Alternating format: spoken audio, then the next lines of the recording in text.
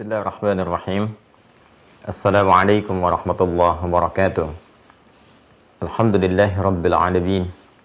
Wassalatu wassalamu ala rasulillahil karimil amin. Sayyidina Muhammadin wa ala alihi wa sahbihi wa dhurriyyatihi wa ummatihi ila yaumiddin. Wa ba'd. Saya ahbaballahi wa ahbaba rasulihi sallallahu alaihi wasallam. Usi nafsi wa iyyakum bitaqwallahi faqad fazal muttaqun.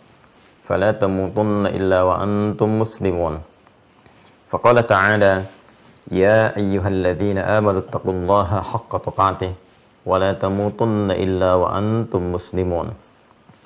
Saudara-saudariku, kita bermohon pada Allah Subhanahu wa taala semoga Allah senantiasa menyayangi, melindungi, menyehatkan dan membimbing kita ke jalan-jalan terbaik yang diridhai oleh Allah Subhanahu wa taala.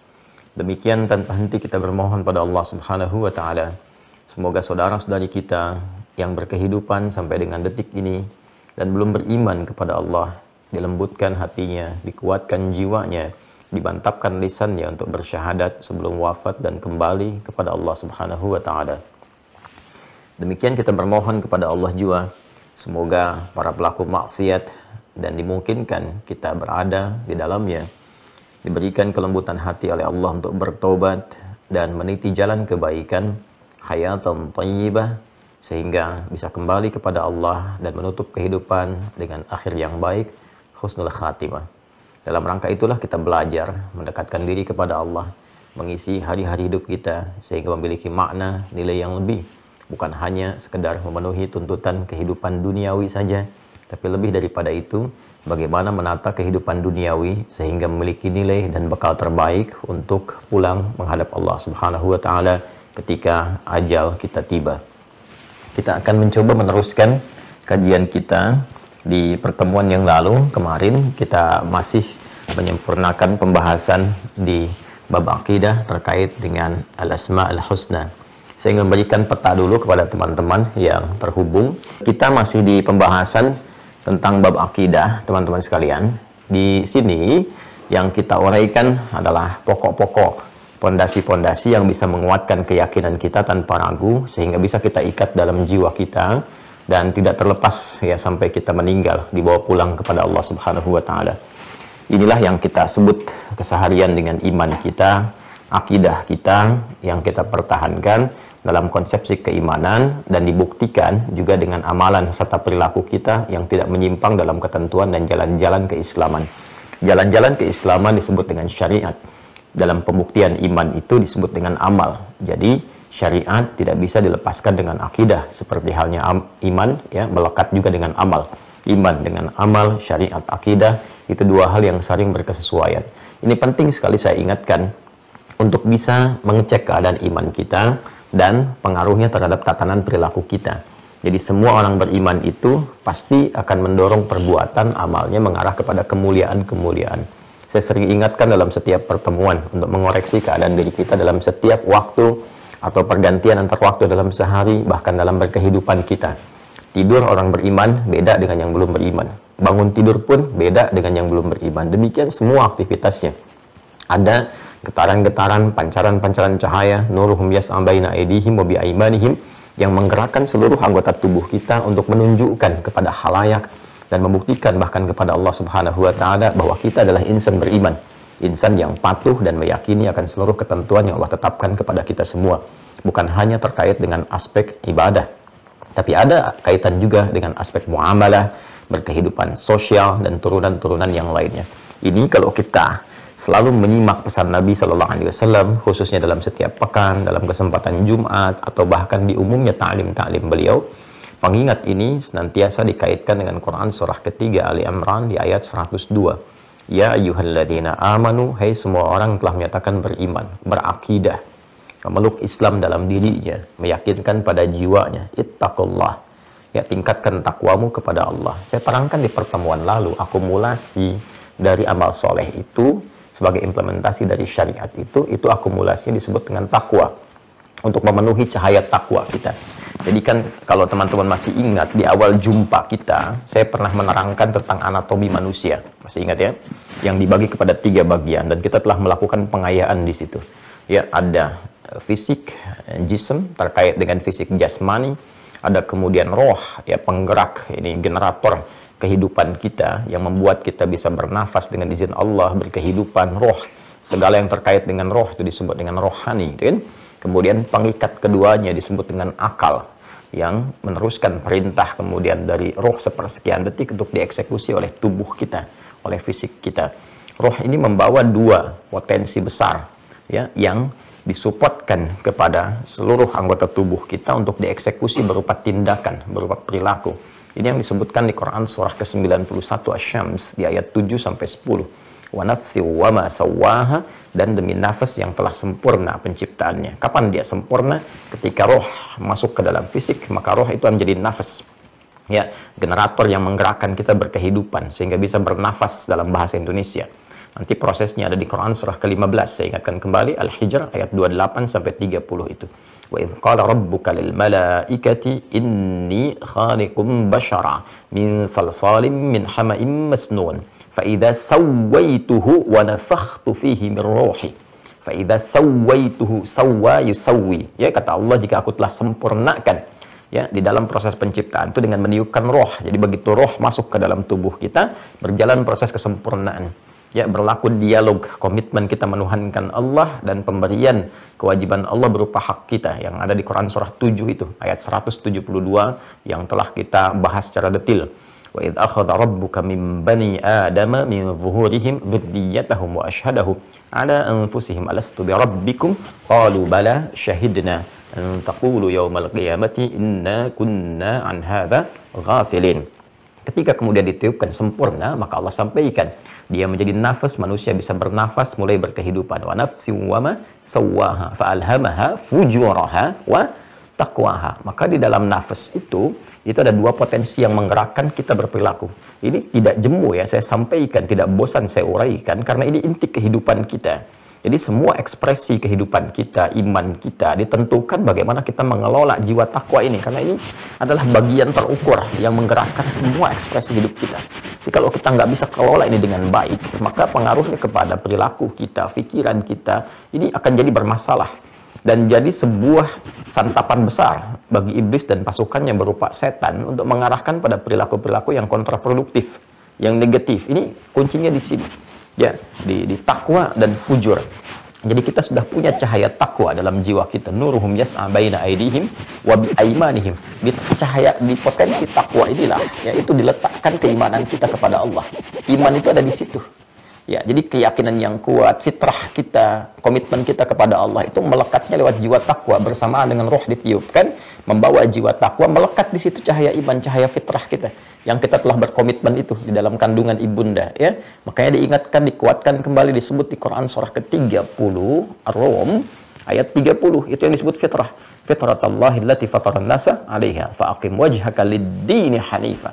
Maka hadapkan dirimu sepenuhnya kepada ketentuan ad-din.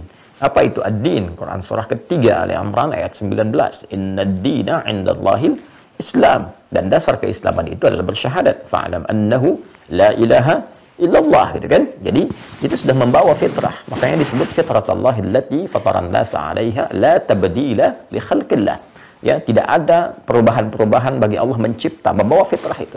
Yang dimaksudkan Nabi, kullu mauludin yuladu 'alal fitrah. Setiap yang terlahir membawa fitrah. Fa'abawahu yuhawwidanihi aw yumajjisanihi aw yunassiranihi.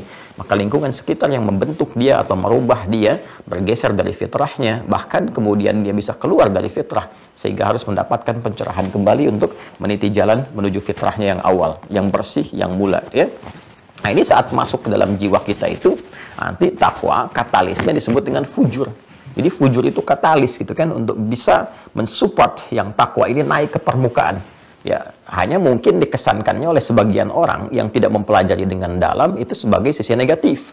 Jadi selalu dipahami begini, ada kekuatan positif dan negatif dalam diri kita. Sebetulnya yang negatif itu kan konsepsi dasarnya, kalau kita bahkan di fisika gitu kan, ataupun di kimia, ya, ada proton, elektron, kemudian di fisika juga gerakan arus listrik itu kan ada arus positif, arus negatif. Kan itu negatif itu ada untuk mensupport yang positif supaya energinya keluar, gitu kan? Ya, masih ingat ya, saya dulu SMP SMA tuh belajar fisika tuh, saya kira kita paham yang dasarnya demikian gitu ya.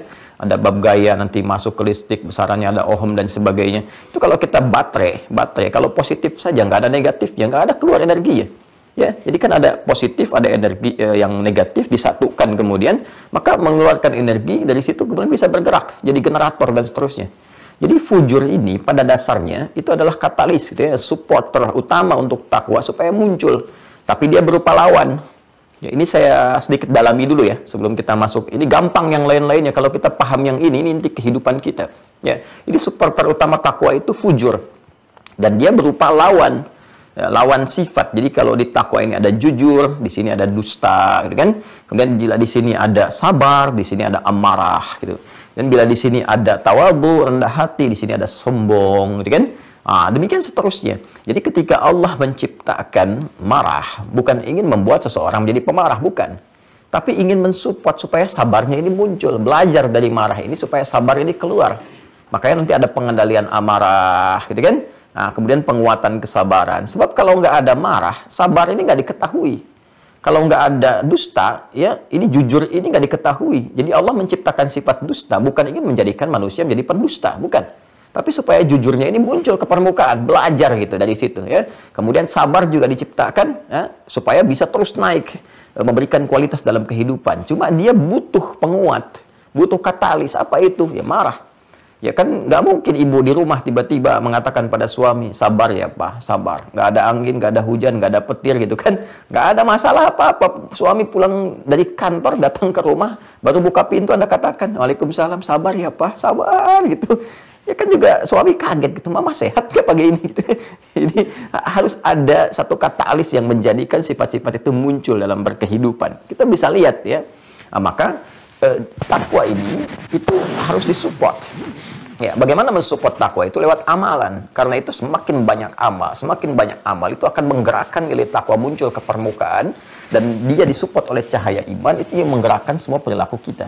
Karena itu di Al-Qur'an seringkali kata iman itu bersanding dengan takwa dan dihiasi serta diisi dengan amalan. Kalau Anda perhatikan konsepnya selalu begitu. Mau takwanya duluan, iman di tengah, kemudian amal. Mau iman dulu, kemudian amal, ujungnya takwa. Selalu tiga ini bersanding bersamaan. Ya, seakan tidak terpisahkan. Dan kalau sudah diketahui nanti salah satunya hilang, sudah dipahami, ini pasti mengandung ketiganya gitu, nggak dilepaskan dari situ. Ya, misal kita lihat derivasi takwa, iman dan amal turunan atau dalam bentuk detilnya. Di Al-Baqarah ayat 2 sampai 5 itu kan jelas.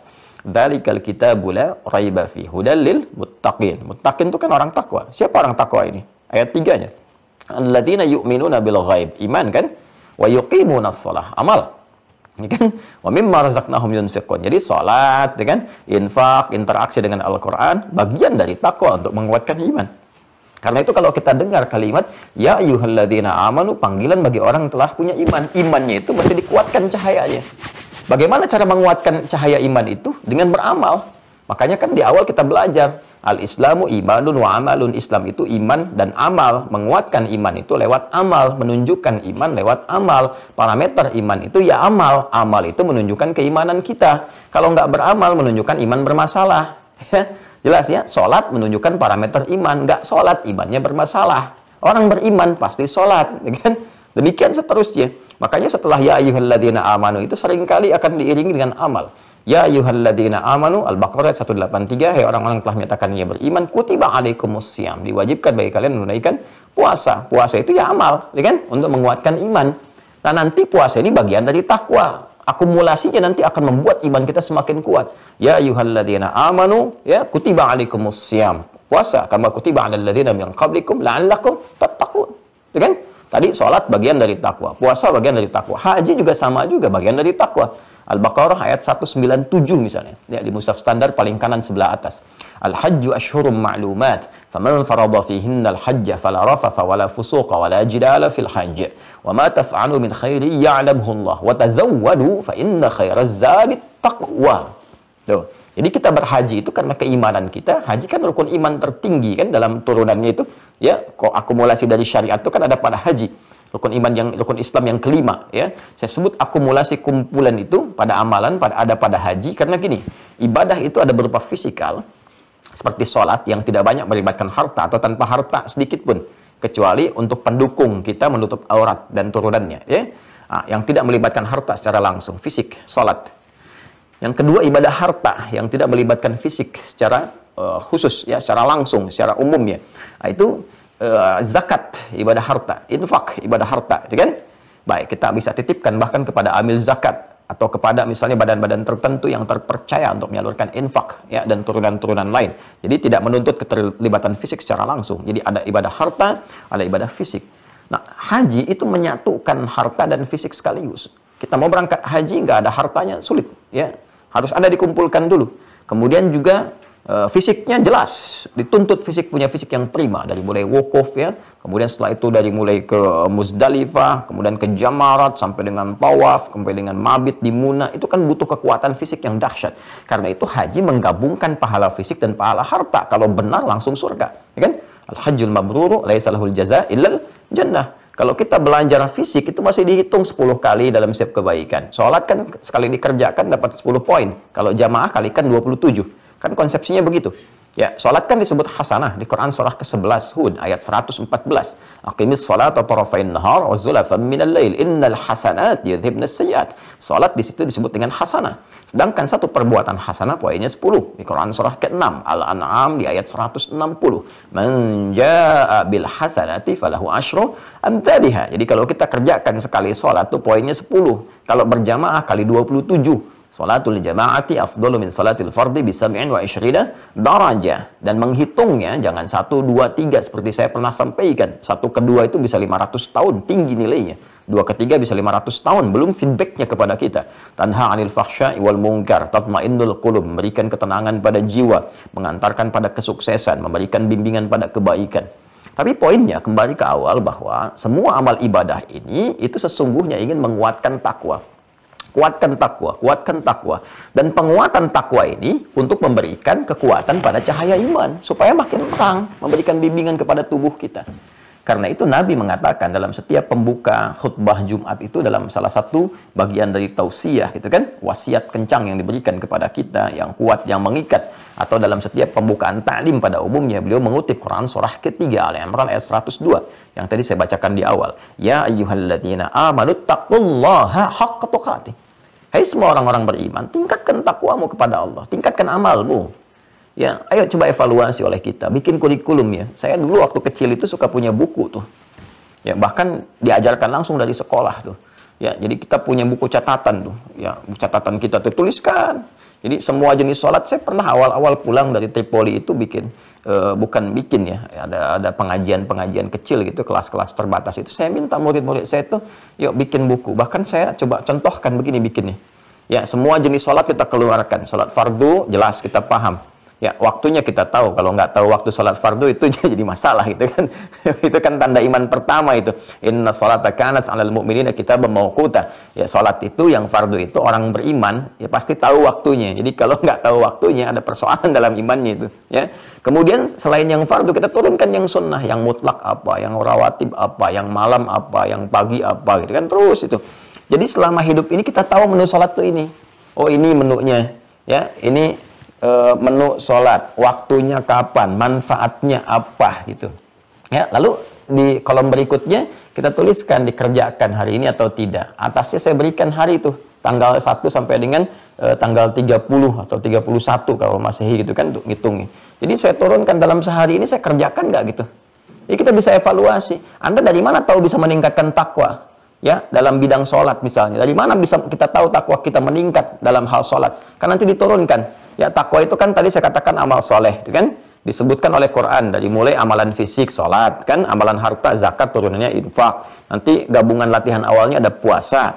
Setelah itu kemudian nanti ada haji, ada umrah. Nah, kita bagaimana bisa tahu kalau sholat kita itu meningkat untuk supporting takwa kita itu? Dari mana taunya? Kan ada dua hal, kuantitas dan kualitas, ya kan? Untuk kuantitas bertambah jumlah sesuai dengan aturan koridor, bukan nambah sendiri, bukan menjadikan subuh dari 2 jadi 3, gitu kan? Nah, tidak demikian. Nah, kan nggak ada larangannya, Ustadz. Ibadah itu yang dicari bukan larangan, tapi perintahnya. Ya, kalau yang dicari larangan nggak akan ketemu di Quran. Sholat maghrib dilarang 4 rakaat, nggak akan ketemu. Di hadis juga nggak ada larangannya, cuma diperintahkan. Perintahnya apa itu yang kerjakan? Karena asal ibadah itu terlarang kecuali ada perintah. Al-aslu fil ibadati haramun hatta yadulla dalilu ala amriha. Asal ibadah itu dilarang sampai tiba kemudian perintah untuk melakukannya. Sebaliknya, kalau urusan dunia yang dicari apa? Larangannya. Ya, jadi untuk memudahkan kita, Masya Allah. Ya, yang dilarang kan terbatas, yang lainnya boleh semua. Dilarang pun untuk menjaga kehormatan kita. Nah, jadi balik ke kita sekarang. Bikin ya kurikulum itu. Nanti insya Allah coba. Kan sudah dikasih itu note. Kalau Anda dapat paket itu kan ada bukunya itu.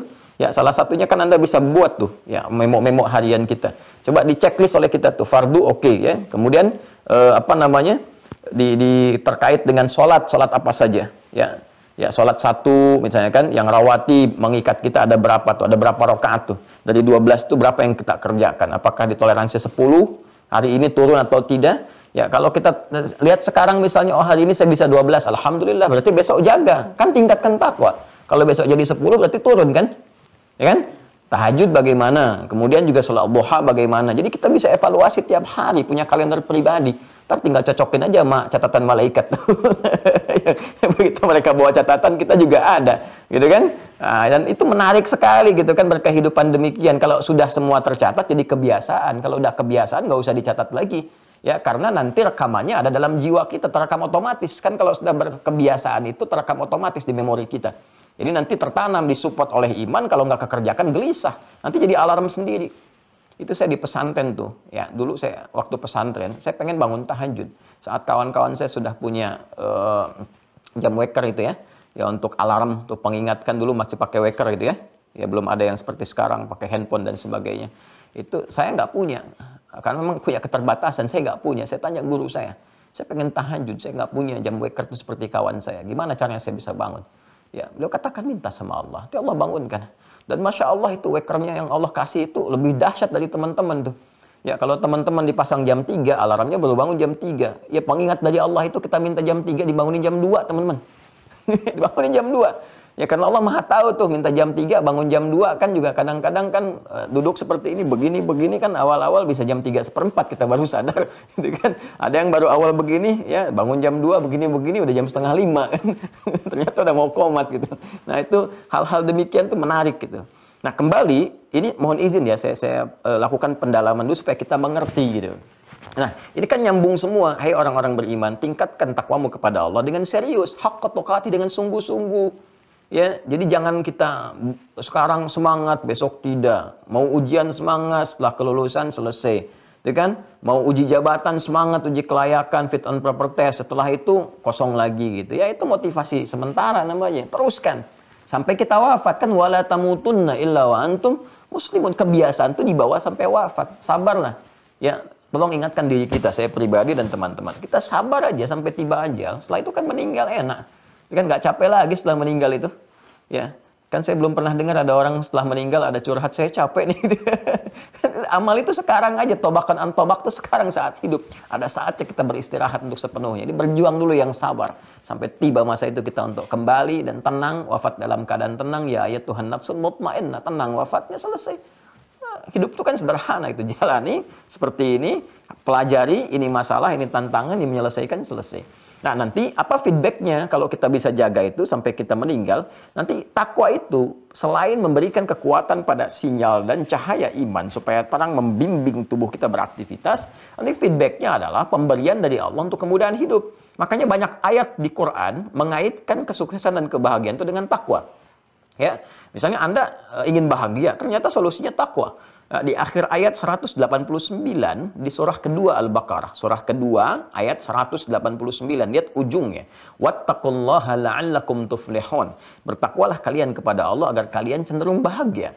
Ya, adik-adik saya lihat nih, adik-adik yang masih belajar nih, kelihatan kan? Apakah misalnya di level SMP kah, SMA kah, di kampus kah? Ternyata penguatan ilmu itu dengan takwa.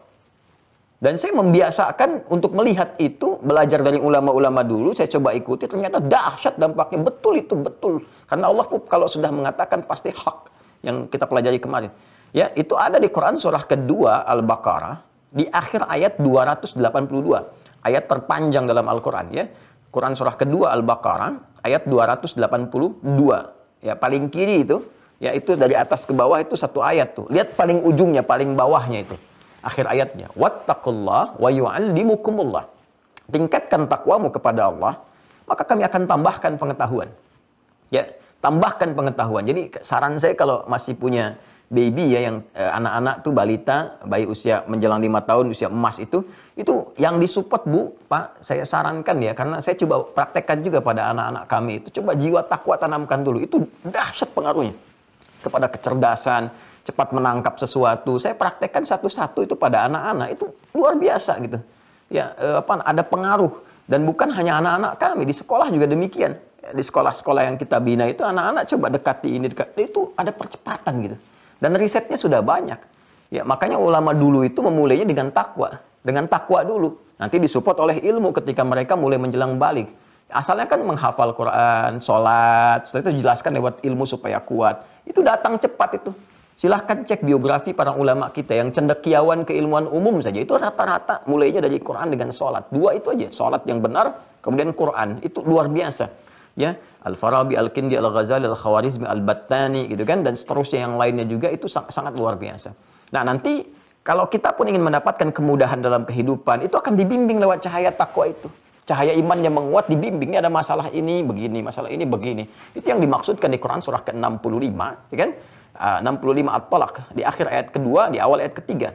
Ya, wa may yattaqillaha yaj'al lahu makhraja wa yarzuqhu min haitsu la yahtasib. Siapa yang mampu meningkatkan takwanya kepada Allah, ya, maka kami akan berikan jalan kemudahan, solusi dari setiap problematika hidup yang dialami. Kemudian bahkan rezeki pun kami kirimkan dari sisi yang tidak terduga. Ya, bahkan selanjutnya, wa may yattaqillaha yaj'al lahu min amri yusra. Kami mudahkan urusan hidupnya.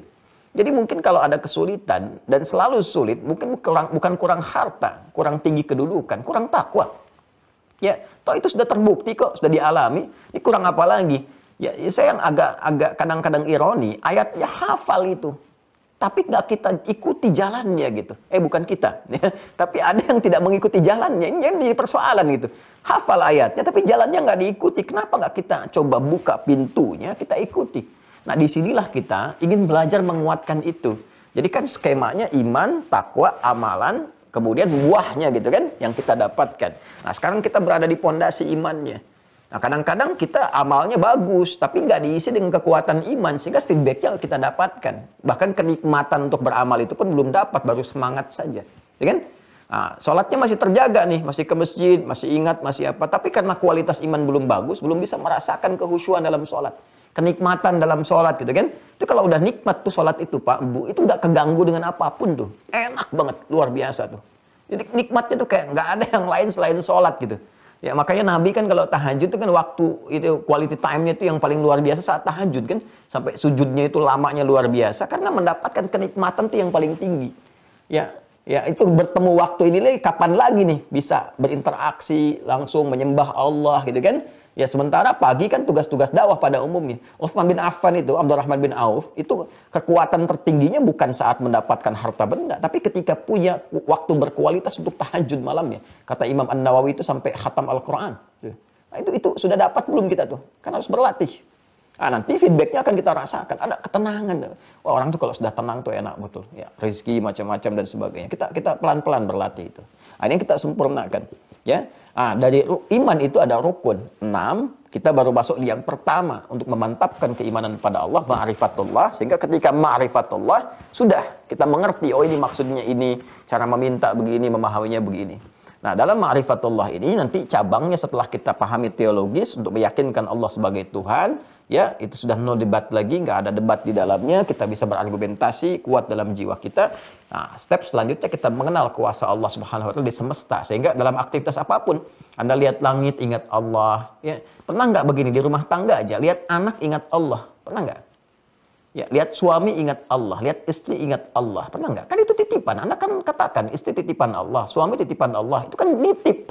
Ya, saya tuh kalau dititipi barang nih, ini misalnya saya dititipi nih, ya, saya dititipi kawan saya.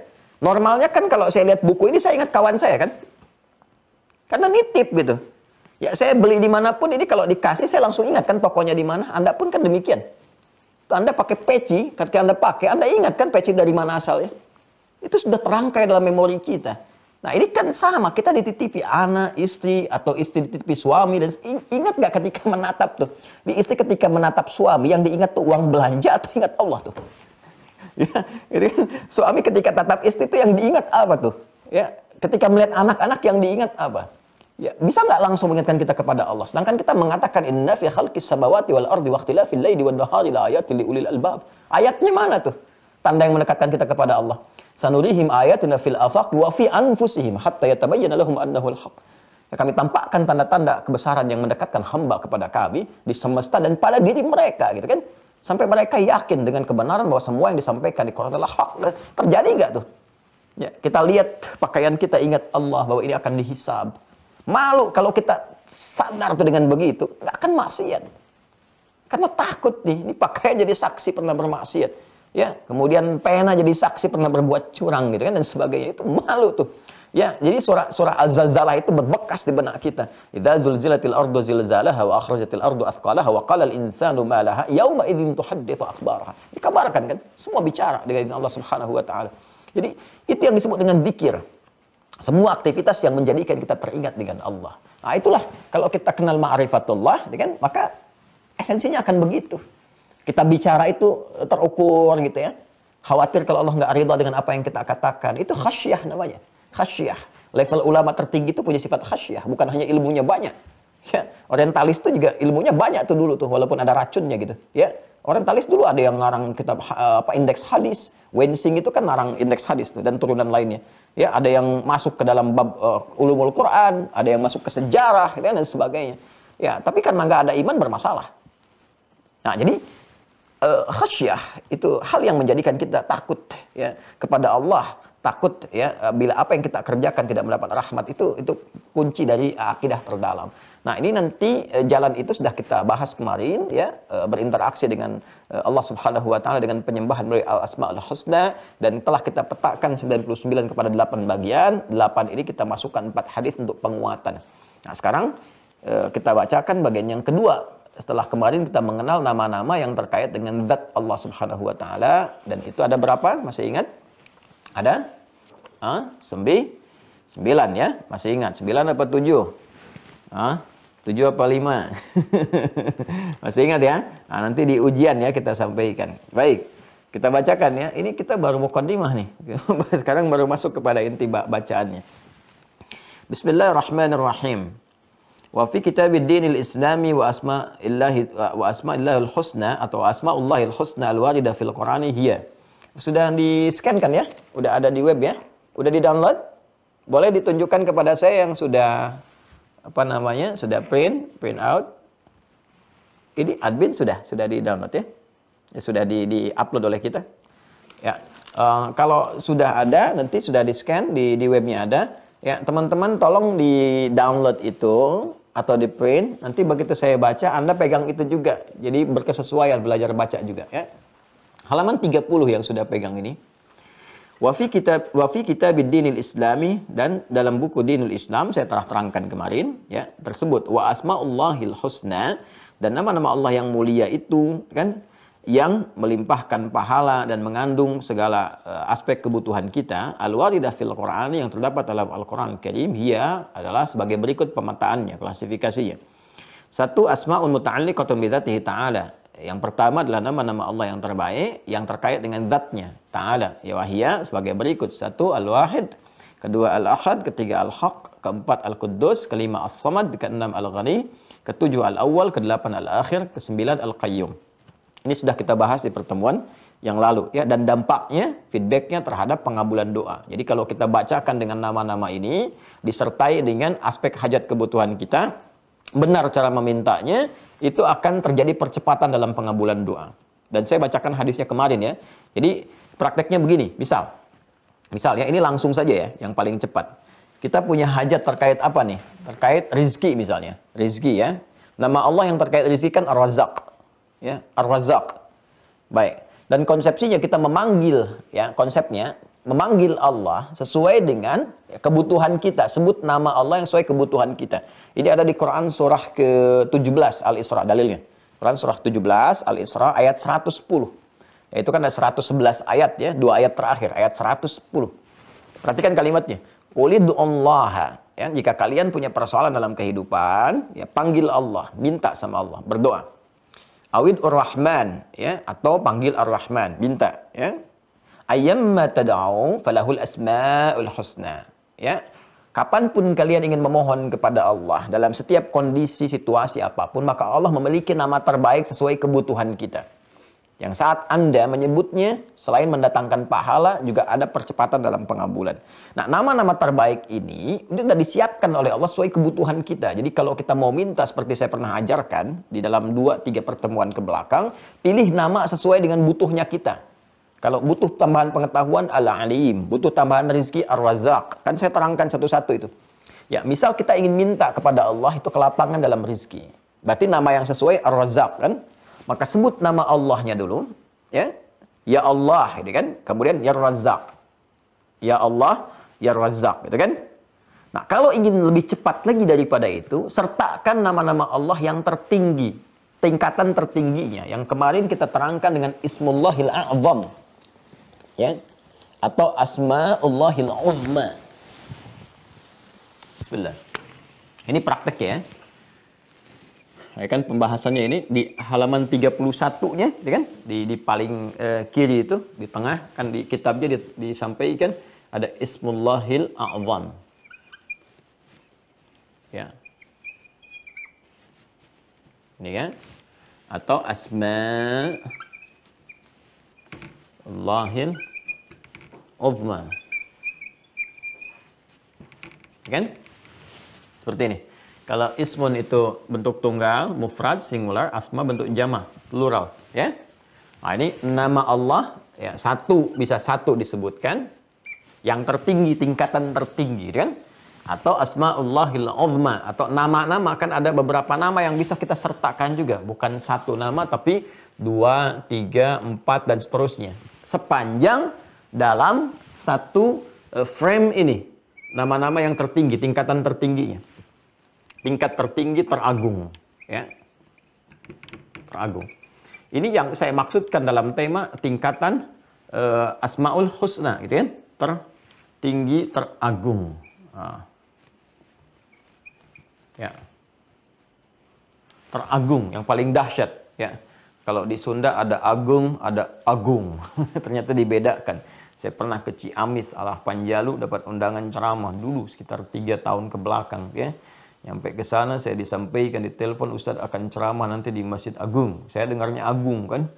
Begitu nyampe ke sana, ini Pak tempatnya. Bukan Ustadz, kalau ini Masjid Agung katanya. Oh, kalau saya di mana ceramah? Di Masjid Agung. Jadi ada Agung, ada Agung. Yang besar dengan yang lebih besar lagi itu satu titik ya. Nah ini tertinggi yang teragung. Nah, urutan pertama nama-nama Allah yang tingkatan tertinggi itu yang terkait dengan zatnya, dengan zat Allah. Ya, dengan zat. Asma'un muta'alliqatun bidzatihi ta'ala. Jadi ini langsung terkait dengan zat Allah, ini tingkat tertingginya. Nah, nama-nama terkait dengan zat itu kan ada 9, seperti kita pernah sampaikan, ya kan? Nah, di antaranya kan ada Al-Wahidul Ahad, dengan As-Samad dan sebagainya. Kita ingin ambil misalnya, kita ingin katakan misalnya Al-Ahad, ya kan? As-Samad. Nah. Kita praktekkan ya, kita praktekkan. Misal kita ingin minta terkait dengan rezeki. Ini prakteknya. Ya. Permohonan kita adalah kelapangan dalam hal rezeki. Nama Allah yang melimpahkan rezeki kepada kita ditetapkan dalam Al-Asmaul Husna adalah Ar-Razzaq. Ya? Ini pun ada detil lagi. Kalau kita ingin meminta rezeki itu dalam bentuk yang tiada batas. Nah, biasanya kasusnya begini. Kasusnya adalah, ada yang secara hukum keduniaan atau hukum universal, sunatullahi fil kaun, gitu kan. Itu ditetapkan nggak bisa nih. Nggak mungkin. Ya, status akal manusia mengatakan terbatas. Nah, misal, seorang yang dihukumi, mohon maaf ini sudah perempuan yang misalnya monofos dan mandul. Ya, dalam kasus keturunan kan rezeki juga, rezeki ya. Ini secara medis gak mungkin. Seperti kasusnya Nabi Zakaria kan, dengan istrinya itu kan, itu divonis secara medis gak mungkin punya keturunan. Secara klinis gak mungkin. Nah, tapi apa yang terjadi? Beliau tetap tanpa putus asa. Walam akum bidu'aika rabbi syaqiyya, gitu kan, di Quran surah 19 Maryam itu ayat yang keempat. Aku gak putus asa memohon ya. Rabbi inni wahanal azmu minni washtana ra'su syaibah. Kan walaupun rambut sudah memutih, fisik sudah letih, walam akum bidu'aika rabbi syaqiyya, tapi aku nggak putus asa dalam memohon. Ya. Nah, apa yang dimohonkan kepada Allah untuk dapat rizki berupa keturunan? Ya, keturunan kan sekali lagi itu bagian dari rizki. Apa yang disebutkan oleh beliau? Nah, menyebut nama Allah yang pemberi tanpa batas. Ketika dihukumi ada batasan oleh manusia, maka disebutkan nama Allah pemberi sesuatu tanpa batas. Itu Wahhab namanya, Al-Wahhab. Ya kan? Nah, jadi kita bisa sebutkan pertama kalau kita meruntut kepada Quran surah ke-17 Al-Isra ayat 110. Ya, ini prakteknya kan begini. Kata Allah, "Qulid Allah." Ya, sebut dulu nama Allah yang pertama. Maka kita katakan Allahumma, ya kan? Atau ya Allah. Nah, ini praktek ya. Kita katakan ya Allah, ya kan? Nah, ya Allah. Kalimat ya Allah ini, kalau kita satukan, ini sudah kalimat fitrah sebetulnya kalau kita butuh sesuatu yang unsurnya memohon, meminta, butuh pertolongan, itu keluar di lisan kita tuh, refleks itu. Ya, bahkan kepeleset aja kita bilang, ya Allah, gitu kan. Nah, ini ada fitrah untuk minta tolong. Ya, gelap sekali di luar itu, mendungnya gelap, itu kan kita, ya Allah, mendung. Sebetulnya ada fitrah kita untuk minta tolong, memohon kepada Allah.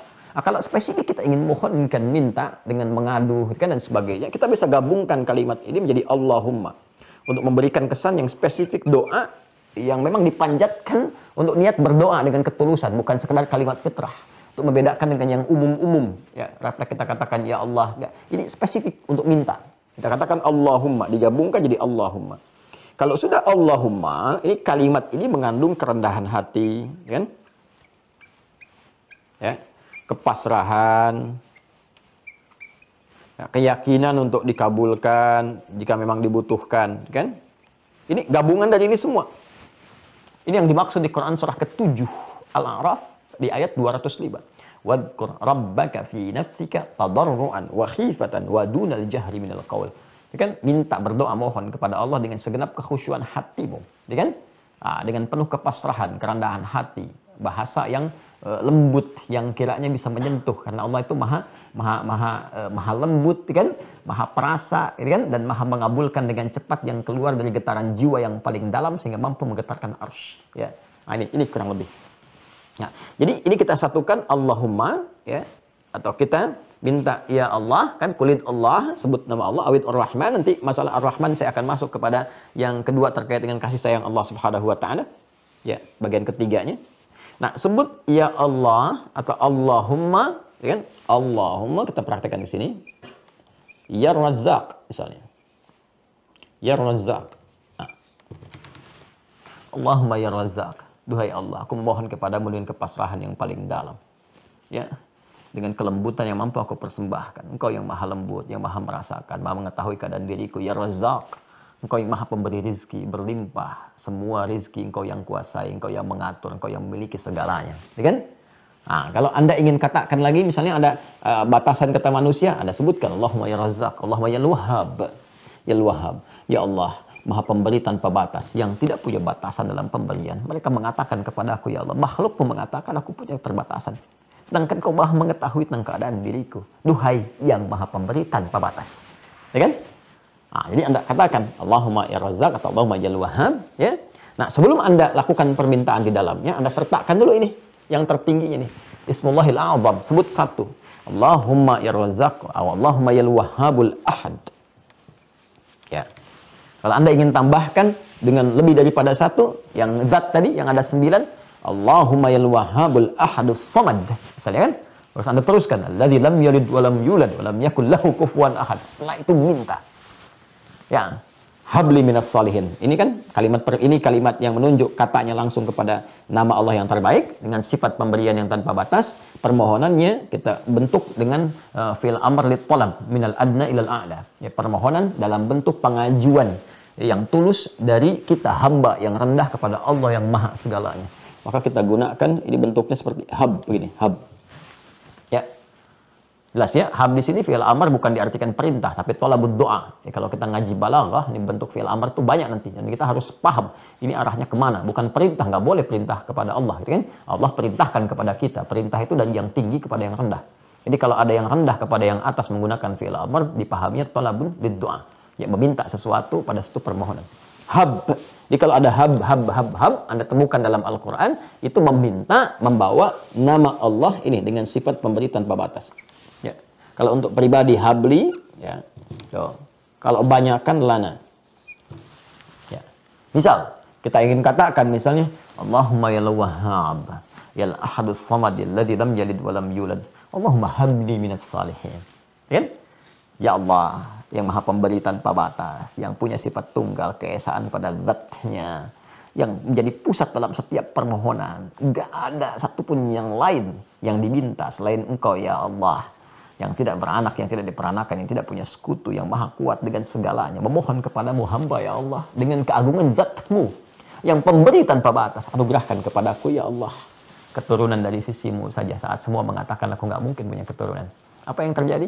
Ini yang terjadi pada Nabi Zakaria alaihissalam ketika Allah langsung merespon di Quran surah ketiga Ali Imran ayat 38 sampai 39 itu. Ya, habnya disebutkan di 38, 39 jawaban. Fanadatul malaikatu wa huwa qa'imu yusalli fil mihrab annallaha yubashshiruka Yahya. Ya kan? Nah, jadi ini gambaran yang kita bisa berikan. Nabi Ibrahim juga pernah menggunakan kalimat ini di surah As-Saffat itu kan, ayat yang ke-100, Rabbi habli minas salihin. Ya Allah, anugerahkan kepada aku generasi yang saleh. Maka Allah berikan, kabulkan. Ya, diberikan Ismail alaihissalam, Nabi Ishaq alaihissalam, dan turunan-turunannya. Soleh-soleh, baik-baik, gitu kan? Ya, dengan izin Allah, ya. Nah, ini teman-teman sekalian, ini gambaran, ya. Jadi prakteknya begitu. Prakteknya. Jadi kita hadirkan dulu nama zat yang tertinggi ini. Nah, dan dalam hadis riwayat Buraidah kemarin, radhiyallahu ta'ala anhu, kan, disampaikan ketika Nabi sallallahu alaihi wasallam mendengar ada seorang sahabat berkata, berdoa, dalam doanya dia menyebutkan, ya, Allahumma usyhidu bi annaka antallah la ilaha illa anta al-ahad as-samad alladzi lam yalid wa lam yulad wa lam yakul lahu kufuwan ahad. Allahumma inni as'aluka an taghfira li. Dia enggak minta dunia, dia cerdas banget tuh. Dia minta ampunan. Dia minta maghfirah. Cerdas sekali, cerdas. Ini berpikir luar biasa. Dan ini prinsip ekonomi spiritual diterapkan. Ekonomi spiritual. Prinsip ekonomi itu kan modal sekecil-kecilnya buat keuntungan paling banyak. Gitu. Dia menerapkan ekonomi spiritual. Jadi mengambil kalimat yang singkat dan padat, tapi keuntungan yang melimpah. Gitu. Dia sebutkan ini. Ya, Al-Ahadus Samad alladzi lam yalid wa lam yulad wa lam yakul lahu kufuwan ahad. Minta ampunan. Allahumma inni as'aluka an taghfira li. Saya nggak minta apa-apa, ya Allah, minta ampunan aja.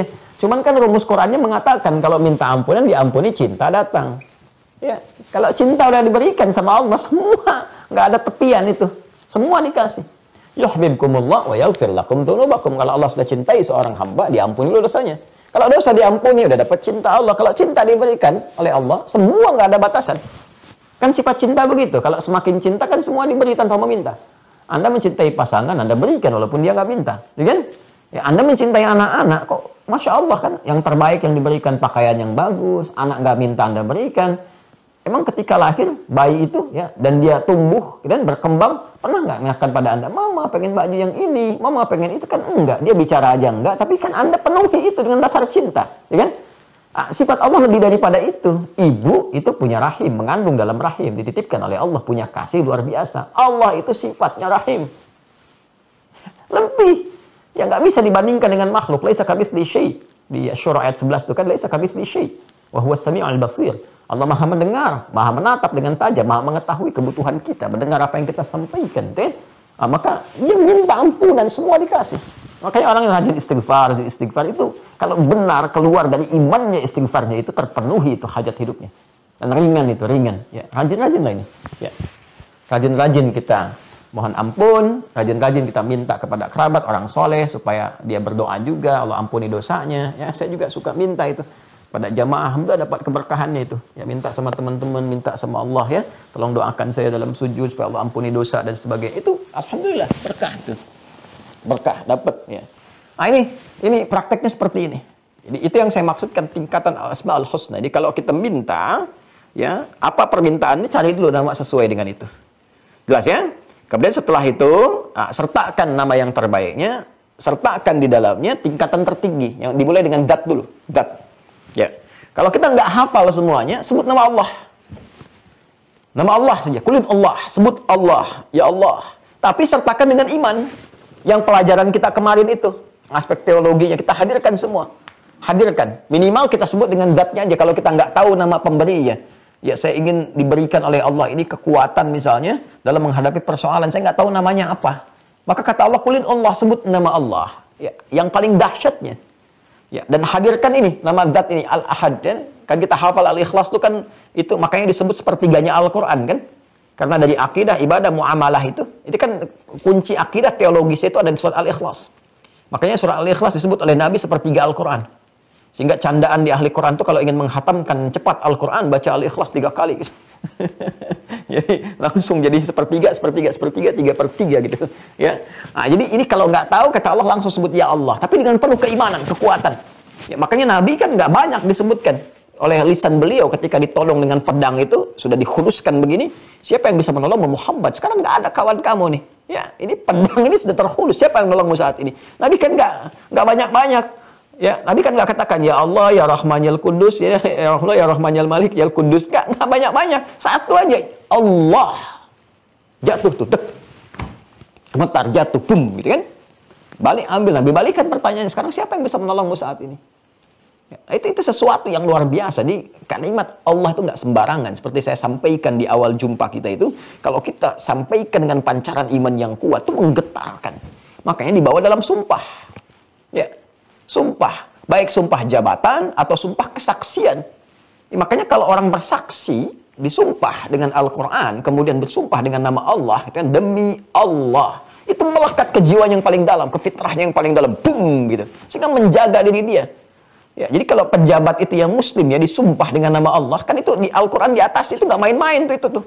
Itu pertaruhan loh. Ya, jadi saya juga sampaikan kepada para pejabat-pejabatnya yang muslim ya, yang muslim itu ketika Al-Quran ditaruh di atas kepala Anda dan Anda itu disumpah pada saat itu pertaruhan yang dahsyat itu. Itu jadi saksi, jangan main-main itu. Itu bukan cuma di dunia itu. Ya, begitu ada penyimpangan-penyimpangan itu pertanggungjawabannya tinggi karena Al-Quran diletakkan di atas kepala langsung, nama Allah disebutkan demi Allah. Itu kalau imannya betul-betul kuat menghunjam kepada jiwa, makanya dijaga itu hukum-hukum. Hukum berkeadilan, hukum kejujuran, dan dijaga betul. Karena kuat menghunjam. Ya, makanya tinggal dilihat saja gitu kan, pada diri kita ya. Saya nggak mau tunjuk orang lain tuh, pada diri kita yang dititipi jabatan. Coba lihat, kalau sumpah itu betul disebutkan dengan lisan kita, kemudian menghunjam kepada iman, itu akan menjaga tuh. Menjaga kedudukan supaya membuat kebijakan-kebijakan yang baik, dan nggak akan bertentangan dengan hukum-hukum yang Allah tetapkan. Baik hukum sosial misalnya, nggak akan merugikan masyarakat, menjauh dari hal-hal yang buruk, ataupun hukum individual juga, membangun ketakwaan, dia pejabat tetap sholat, tetap tahajud, dan sebagainya. Itu indah gitu. Nah, sekarang coba koreksi diri kita masing-masing dulu. Ya, lihat dulu. Ya, apa passion yang Allah titipkan pada kita, itu tinggal kita hadirkan. Jadi kalau nggak tahu kita sebut ya Allah, kalau kita tahu, ini rumusnya. Ya, Santi Mira harus tahu ini. Ya, karena dalam setiap keadaan kita butuhkan ini, ya. Nah, nanti kita pelajari Al-Ahad sudah, Al-Haq sudah, ya. Kalau Al-Haq itu kita kalau dihadapkan pada sesuatu yang membingungkan, ya. Makanya ada doa kan yang diajarkan Nabi, masih ingat? Allahumma arinal haqqa haqqan warzuqna ittiba'ah wa arinal batila batilan warzuqna ijtinabah. Ya, sekarang ini banyak membingungkan nih. Ini begini informasi begini, begitu, ada ustadz begini, ustadz begitu. Kadang-kadang diuji juga kita, gelarnya tinggi, ya. Ada misalnya ustadz, kiai, atau buya, atau macam-macam. Tapi kita bingung, ini hak nggak kalimat yang disampaikan nih. Yang kita kenal dulu itu syahadat itu bahasa iman. Ya, kalimat iman, kalimat penguat jiwa. Sekarang jadi kalimat persatuan. Gitu kan. Ini benar nggak nih? Sementara gelarnya misalnya gelar-gelar keislaman. Gimana kita nih bisa memahaminya? Maka kita katakan, Allahumma ya Allah, ya Allah. Allahumma ya Rabbi, ya Al-Haq, Allahumma arinal haqqa haqqan warzuqna ittiba'ah wa arinal batila batilan warzuqna ijtinabah. Ya Allah, Allahumma arinal haqqa haqqan wa innaka antal haqq. La ilaha illa antal haqq. Allahumma arinal haqqa haqqan. Ya Allah, tunjukkan pada kami yang hak itu hak dan berikan kemantapan kepada jiwa kami untuk mengikutinya. Itu kemantapan pada jiwa, itu iman kita. Jadi kalau sedang bingung melihat ini kemana sebetulnya gitu kan, itu minta kepada Allah bimbingan untuk mendapatkan informasi yang terbaik yang menguatkan pada jiwa kita. Kemudian Al-Quddus, ya, mentakdiskan, menyucikan. Jadi kalau kita mendengar ada statement-statement ya yang disematkan kepada Allah yang bertentangan dengan keagungan sifat dan zat-Nya. Ya, misal semua agama sama, menuju pada Tuhan yang sama, cuma caranya beda-beda, gitu kan? Allah dapat dipanggil dengan nama apa saja, tapi disebutkannya dengan nama-nama yang dipertuhankan di tempat-tempat lain yang tidak layak, yang tidak sesuai dengan nama yang telah Allah tetapkan. Allah sudah sampaikan, ini saya punya al-asmaul husna. Ya, kenapa engkau panggil saya dengan asmaus sayyiat yang lainnya? Ya, yang bagi Allah itu kan asmaul husna, bukan asma yang lain, gitu kan? Jadi kadang-kadang ada statement-statement mengatakan Allah punya banyak nama, bisa dipanggil dengan apa saja, tapi dia panggil dengan Tuhan-Tuhan yang dipertuhankan dalam kesyirikan, di keyakinan lain. Itu bukan nama Allah yang ditampilkan. Maka kita katakan ya Allah ya Al-Quddus, ya Allah ya Al-Quddus, engkau suci dari semua itu, subhanallah amma yusyrikun, ya, maha suci Allah dari apa yang mereka sertakan, mereka syirikkan, ya. Kita bisa mohonkan kepada Allah sehingga dengan itu kita nggak terpana. Karena ada orang-orang yang ditampilkan dengan logika, dengan premis dan silogisme, ya, runtutan pemikiran yang cara berpikir yang salah, tapi merasa benar. Ya, awam itu kadang-kadang terbawa ke situ tuh. Terbawa suasana seakan-akan seperti benar, padahal salah gitu. Sekarang banyak itu orang mempermainkan dengan logika. Dia belajar dulu, lalu menitipkan racun di dalamnya. Sehingga seakan-akan terkesan benar. Ya. Coba kalau Anda nggak belajar, yang kita pelajari kemarin, jangan merasa benar sendiri. Setiap orang juga punya peluang kebenaran. Anda kan nggak pernah tahu mana Islam yang benar, Islamnya Anda atau Islamnya dia. Kan? Atau jangan-jangan juga yang nggak berislam juga masih ada kebenaran juga. Itu kan seperti benar, padahal salah. Karena nggak dimulai dengan konsepsi yang benar, premis yang benar dasarnya. Ya, dia membuat semua dengan relatif, sementara hukum itu ada yang absolut, yang mutlak, dan yang relatif. Sedangkan keimanan itu harus kebenaran mutlak. Ya, kalau dia nggak yakin benarnya, kenapa dia pilih itu? Kita tinggal balik nanya aja sama orang yang bicara begitu. Bapak agamanya apa? Islam. Pak, itu Islamnya Islam relatif atau Islam mutlak? Ketika Bapak menetapkan jadi Muslim, artinya kan Anda meyakini mutlak benarnya Islam. Kalau masih relatif, Anda nggak akan ambil itu sebagai keyakinan. Itu kan cara berpikir yang salah. Ya, sama dengan begini misalnya, ya. Ini kan persepsi yang dibangun nih. Yang kita harus betulkan gitu kan. Kadang-kadang kita menyematkan perbuatan buruk itu, ya, dengan satu atribut itu keliru juga. Nah, sekarang misalnya gini, definisi teroris itu apa? Ya, jadi jangan sampai ada satu atribut yang dilekatkan sehingga terkesan atribut ini jadi bagian dari unsur terorisme. Itu kan jadi keliru gitu. Jadi jangan sampai orang tersematkan begini. Saya kalau mau nanam kurma jadi teroris nanti nih kesannya nih. Karena teroris ditangkap, dia bisnis kurma misalnya. Ya, atau kotak amal misalnya. Ya, atau pakaiannya, celananya naik di atas lutut sedikit. Di atas lutut, di atas mata kaki misalnya kan. Di atas mata kaki gitu. Ya, atau misalnya apalagi tuh yang pakai cadar, yang perempuan dilekatkan demikian. Itu dikesankan sehingga jadi atribut. Ini kan jadi pemikiran yang salah gitu. Sejak kapan tanda pada sesuatu melekat pada atributnya itu sejak kapan? Ya, dan itu nggak konsisten. Ya, waktu di Sarinah itu kan terorisnya itu gaya sekali tuh, pakai topi, pakai celana jeans. Ya, dia nggak pakai celana manusia, celana jin itu dia pakai juga tuh. Jadi dia pakai celana jin, pakai topi, pakai sepatu skate kan? Itu coba sekarang bisa nggak kita nilai seperti itu? Nah, kayak koruptor itu kan ditangkapnya kan berdasi semua tuh, berjas. Bisa nggak kita ambil kesimpulan semua yang berdasi itu koruptor? Semua yang berjas itu koruptor? Kan nggak bisa begitu. Nah, itu sama kalau kita belajar ilmu mantik, ya, kita bisa katakan silogisme yang salah tuh begini. Misalnya, monyet suka pisang, ya kan? Kemudian kita katakan lagi yang lain, jangan nama orang ya, yang lain saja misalnya. Monyet suka pisang, sudah, ya kan? Terus ada namanya si buku misalnya. Kalau nama saya sebut nama orang nanti saya dituntut ya. Contoh ya, ini contoh nih, umpama ya. Monyet suka pisang. Terus ada orang namanya si buku, buku suka pisang. Apakah kita akan bikin persamaan buku sama dengan monyet? Kan tidak. Ya. Atau kalau mau lebih gamblang lagi, ini contoh ya, contoh, bukan berarti demikian, cuma contoh aja. Ya. Monyet suka pisang, Asep suka pisang, maka Asep sama dengan monyet. Kan tidak. Itu premis yang salah, silogisme yang keliru. Di ilmu mantik itu keliru gitu. Ya kan tidak demikian. Ya monyet ya monyet, Asep ya Asep. Monyet itu adalah binatang, Asep itu adalah manusia. Kan nggak bisa disamakan. Nah, ini cara berpikir yang salah gitu ya. Makanya di titik ini penting kita belajar untuk mengukur. Nah, ini kalau kita mendapatkan statement-statement yang tidak jelas tentang perkara keimanan, kita bisa katakan Allahumma ya Al-Quddus, ya subhanallah. Ya Allah, engkau terlepas dari semua itu. Engkau yang maha suci, engkau yang maha agung. Nanti Allah kasih bimbingan kepada hati kita, turunkan hikmah. Jadi nama Allah itu jangan disebutkan saat kita butuh saja, tidak. Ya, ada kejadian berlangsung, sebut nama Allah supaya Allah berikan bimbingan pada kita. Ya, itu Kudus itu mengandung makna subhanallah. Subhanallah itu dikeluarkan oleh lisan kita, di antara maknanya menepis segala sifat dan sikap yang tidak terkait dengan keagungan Allah. Makanya ketika ada orang berkata, misalnya Allah punya anak, kita katakan subhanallah.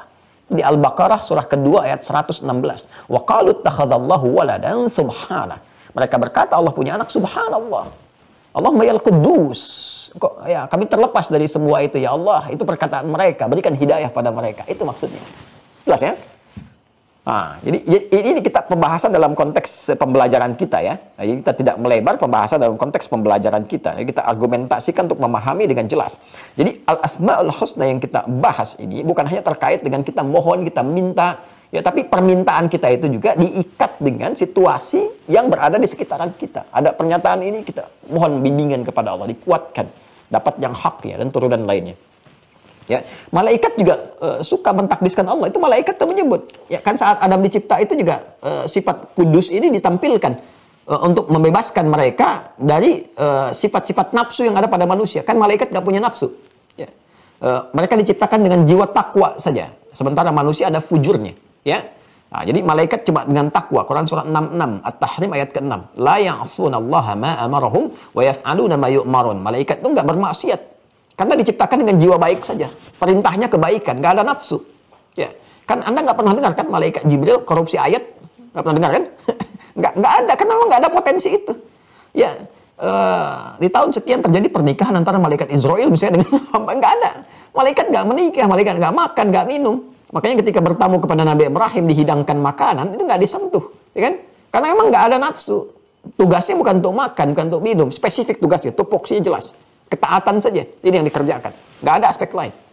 Ya, lawan dari malaikat itu ya yang nafsunya dengan jiwa sifatnya bukan perilaku. Kalau perilaku nanti ke setan. Makanya di Quran disebutkan malaikat 88 kali, setan 88 kali. Tapi pembentuk ya dasar penciptaannya itu dengan jiwa takwa malaikat. Lawannya hewan. Ya, bentukan asalnya itu nafsu saja. Makanya hewan nggak punya jiwa takwa. Jangan menuntut ketakwaan kepada hewan.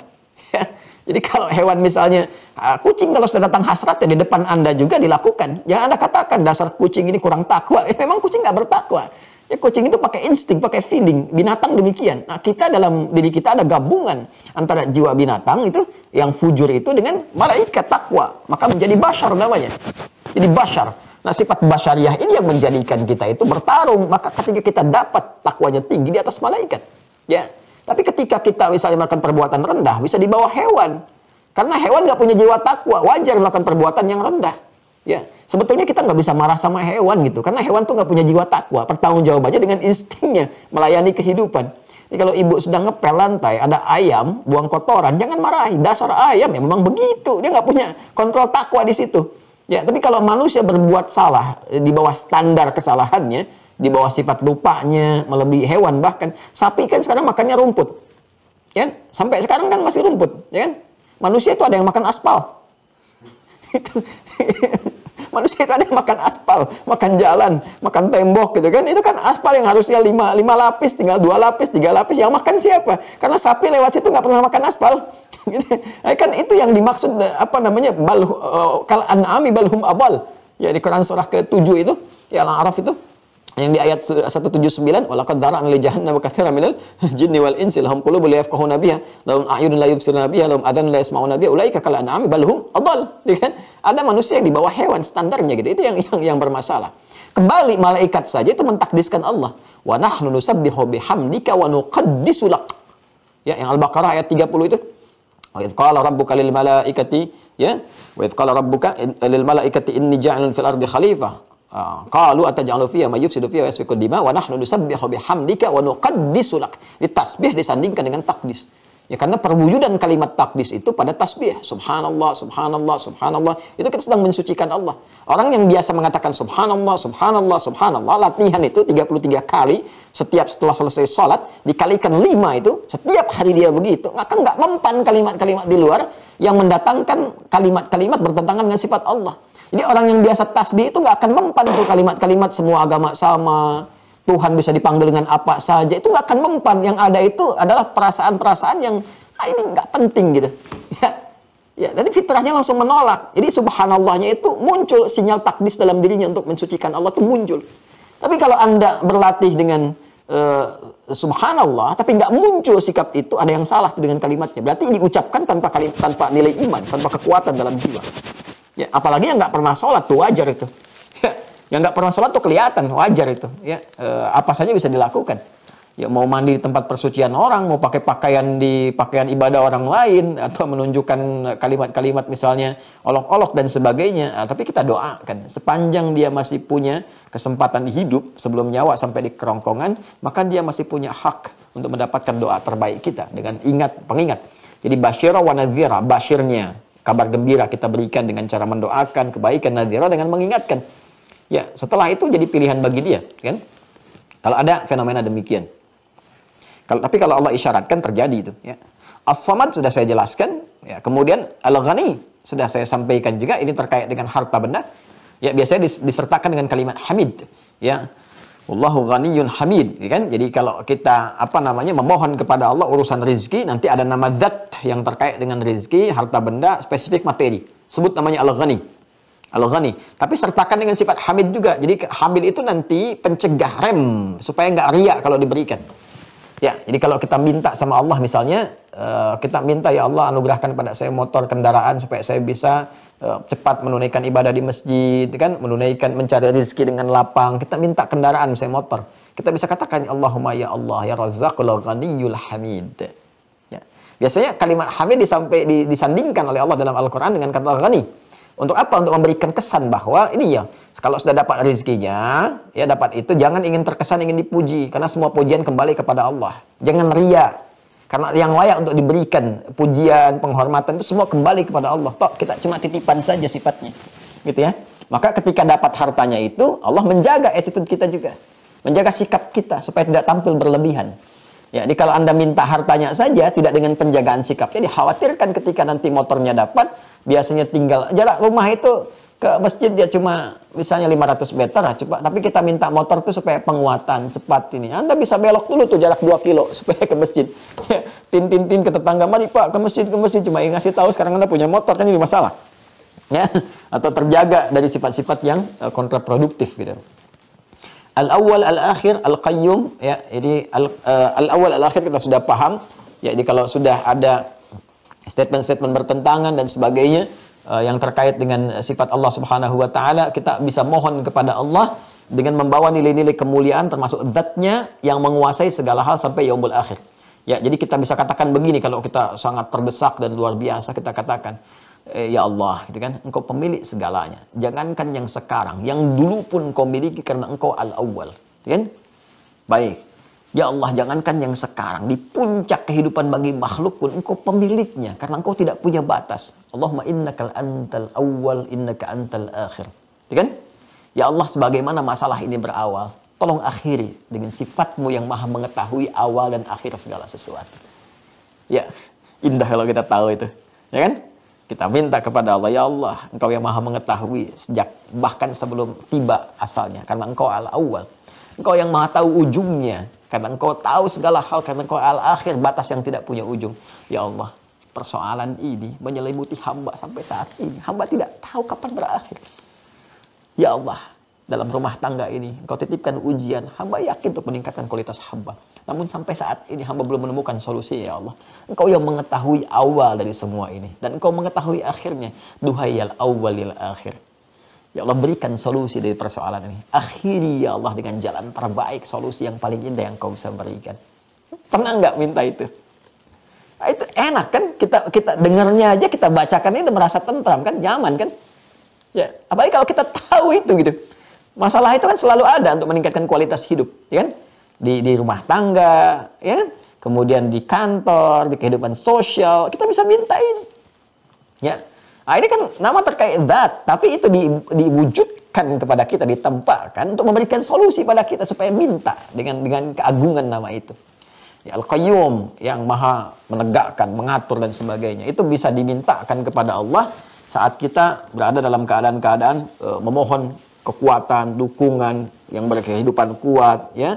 Termasuk juga motivasi tertinggi, termasuk juga saat kita pesimis dengan apa yang bisa kita kerjakan, datang itu, kan kita minta kepada Allah untuk menghidupkan suasana gairah kita, kekuatan kita, fisikal kita, semangat berjuang kita, minta kepada Allah. Karena qayyum, sifat qayyum Allah itu mencakup semua, bukan qayyumus samawati wal ard saja, langit dan bumi saja, tapi juga kepada hambanya, memberi kekuatan, penegakan. Kita bisa katakan, ya Allah, seperti Engkau jadikan langit kuat tanpa tiang. Ya, Engkau jadikan lautan ya Allah terbentang begitu luasnya dengan segala keindahan dan kekuatan. Ya Allah, yang begitu mudah menguatkan langit, memantapkan bumi, maka mohon mantapkan jiwa hamba ya Allah. Berikan kekuatan pada fisik hamba untuk berjuang, mencari nafkah di hari ini. Allah yang menegakkan, menggerakkan, mohon tegakkan, gerakkan diri hamba supaya tidak pesimis mencari nafkah dalam kehidupan. Di suasana pandemi ini ya Allah, Engkau yang mengatur rezeki, Engkau yang telah menetapkan, Engkau yang berjanji yang tidak mungkin mengingkari janjimu ya Allah. Berikan kekuatan kepada hamba, tegakkan ya Allah fisik hamba, tegakkan, kuatkan mental hamba untuk berjuang, berikhtiar seperti Engkau perintahkan. Ya Qayyum, Ya Qayyum as-samawati wal ardh. Wahai Allah penegak langit dan bumi, tegakkan, kuatkan jiwa hamba. Nah, setelah itu selesai, tawakal, datang ke masjid, katakan, ya Allah, saya sudah berikhtiar seperti apa yang telah Engkau perintahkan. Maka saya bertawakal kepadamu akan hasil yang telah Engkau janjikan. Jika dengan semua ikhtiar yang telah hamba tunaikan belum mampu mendatangkan apa yang telah Engkau janjikan, mohon tunjukkan kepada hamba di rumahmu ini ya Allah dalam keadaan hamba bersujud. Dengan cara apa lagi hamba mesti memohon? Enak sekali saat diucapkan. Dan getaran kepada jiwa begitu dalam. Itu menggoyang aras gitu. Ya, makanya saya sering katakan, kalau sudah bekerja itu mampir dulu ke masjid. Supaya suasana hati tenang gitu. Nggak risau dengan kegiatan bising jalan. Ya, kemudian perdebatan yang terjadi di kantor, capek, lelah. Itu kita mampir ke masjid, salat 2 rakaat. Pulang ke rumah tuh aura masjid. Ya, enak ketemu pasangan, enak ketemu anak-anak tuh enak gitu kan. Nyapanya enak, mainnya enak, lelah tuh hilang gitu, penat tuh hilang, langsung bisa bercanda, main kuda-kudaan, anak yang naik, bapak jadi kudanya dan sebagainya, main mobil-mobilan dan sebagainya, main gendong-gendongan, itu luar biasa gitu.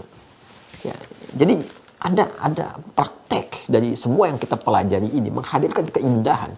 Saat kita mau, agama itu kan indah dan ilmu itu indah saat dipraktekkan. Ya. Ya, Anda tidak bisa berkata demikian, semua akan indah pada akhirnya. Tidak demikian juga, Cepi. Ya, pada akhirnya indah, tapi indah itu akan tiba ketika ikhtiar mengiringi. Tidak dengan angin surga yang diangan-angankan saja gitu. Ya. Nah, itu kurang lebih demikian lah. Ya. Halo, Assalamualaikum. Kenapa kita menjadi kaku sesaat gitu? Ini coba fitrah kita sentuh ya, kita sentuh dengan baik. Kemudian kita ambil dulu ya. Ini kan pendalaman yang pertama ya. Sekarang kita ambil yang kedua secara singkat. Asma'un muta'alliqatun bitakwin.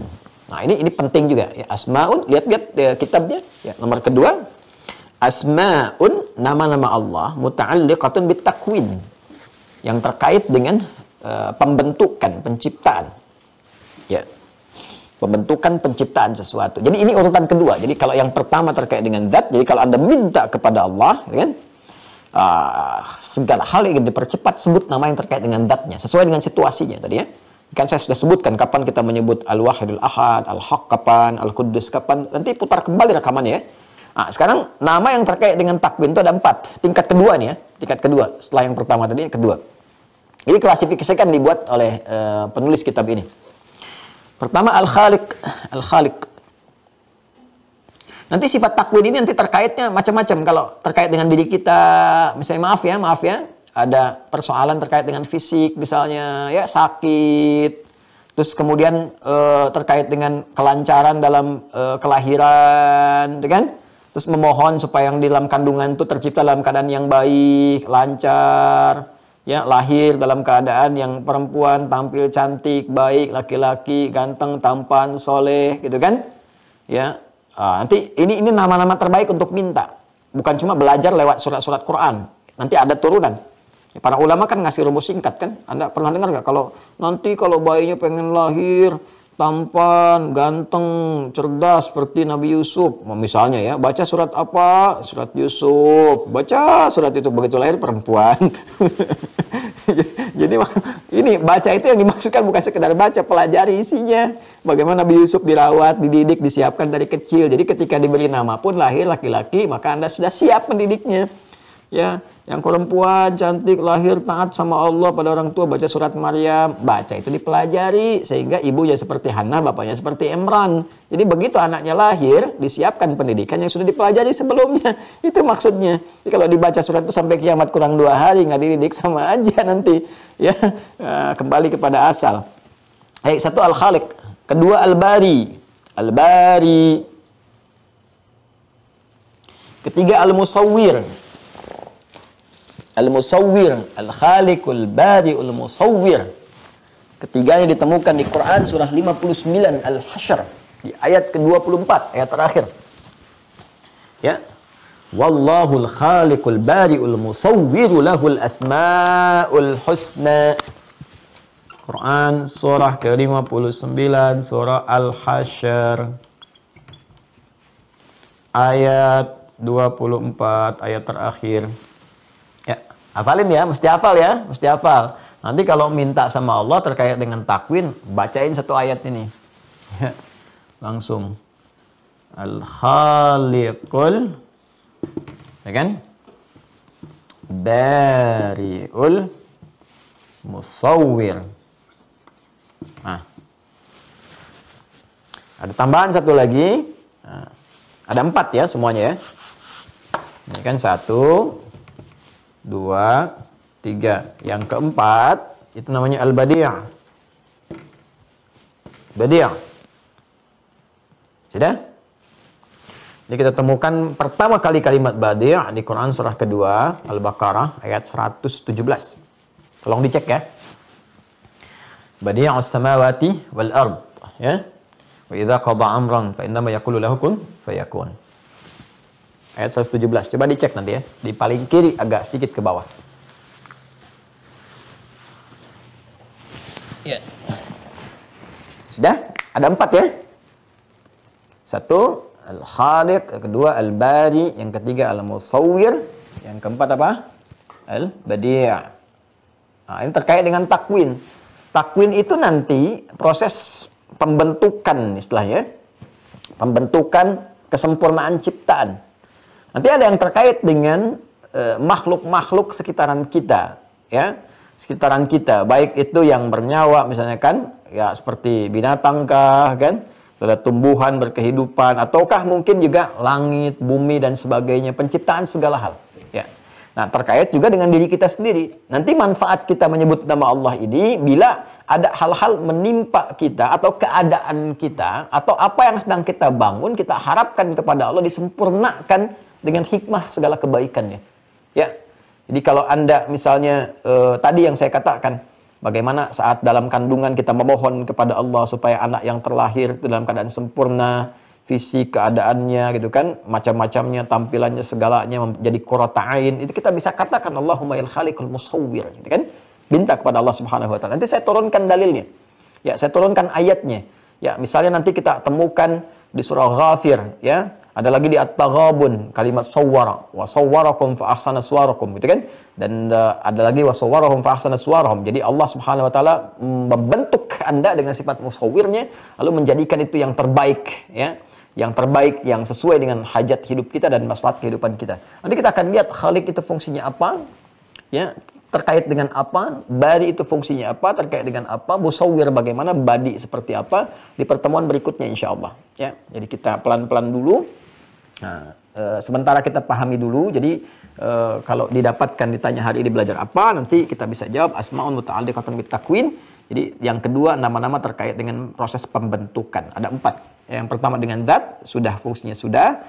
Ada 9. Kedua dengan takwin, ya pembentukan, proses pembentukan, penyempurnaan. Ada 4 nama. Tolong dihafalkan ini. Nanti kita akan berjumpa di pertemuan berikut untuk menunjukkan dalil-dalilnya, fungsinya dan prakteknya seperti kita belajar yang tadi. Ya. Saya kira itu, semoga Allah melindungi kita semua. Kemudian memberikan kepada kita bimbingan yang terbaik untuk beraktivitas. Saya juga pesan kepada semuanya, termasuk diri saya pribadi, kita saling mendoakan. Untuk saat ini, saya minta kepada semua tingkatkan ibadah kita. Jaga sholat dulu. Sholat yang paling dasar itu. Terus ibadah harta ya, yang pokok zakat apa. Tapi saya minta sholat jaga. Kalau sholatnya diperbaiki dengan kuat, dengan baik, nanti cahaya iman itu akan muncul pelan-pelan. Kuncinya di situ. Ya. Terima kasih atas perhatian hari ini. Maafkan saya kalau ada hal yang kurang tepat disampaikan. Kalau kurang berkenan mohon dimaafkan. Tidak ada maksud sedikit pun untuk menghadirkan kalimat-kalimat yang memiliki kesan-kesan yang tidak baik. Sungguh tidak ada. Semua diharapkan pada nilai yang baik. Kalaupun ada hal yang dikoreksi silahkan disampaikan. Mudah-mudahan Allah membimbing saya untuk bijak mengoreksi diri, memperbaiki lebih baik lagi untuk ke depan. Silahkan ambil pendapat dari juga guru-guru yang baik. yang mengajarkan kita kemuliaan-kemuliaan dalam berkehidupan, dan jaga diri baik-baik, saling mendoakan. Semoga Allah merahmati kita semua. Allahumma taqabbal minna innaka antas samiul alim wa tub alaina innaka antat tawwabur rahim. Allahumma rabbana atina fid dunya hasanah wa fil akhirati hasanah wa qina adzabannar. Allahumma 'allimna ma yanfa'una wa fahimna bima ta'allamna wa wafiqna lin'amala ma fahimna bih. Allahumma ya Allah ij'alna min ahli al-Qur'an waj'al al-Qur'ana sahiban lana fid dunya wa syafi'an lana fil akhirati ya arhamar rahimin. Allahumma ij'al baqiyata hayatina hayatan thayyibah wa akhir wafatina ya Allah husnal khatimah bi kalimatit tauhid la ilaha illallah Muhammadur Rasulullah. Fa'ajib kalimatana bi qaulika ya ayyatuhan nafsul mutmainnah irji'i ila rabbika radiyatan maradiyah fadkhuli fi ibadi wadkhuli jannati. Wa sallallahu ala sayyidina Muhammad wa ala alihi wa sahbihi ajma'in. Wa akhiru da'wana subhanakallahumma wa bihamdika asyhadu an la ilaha illa anta nastaghfiruka wa natubu ilaik. Walhamdulillahi rabbil alamin. Assalamualaikum warahmatullahi wabarakatuh.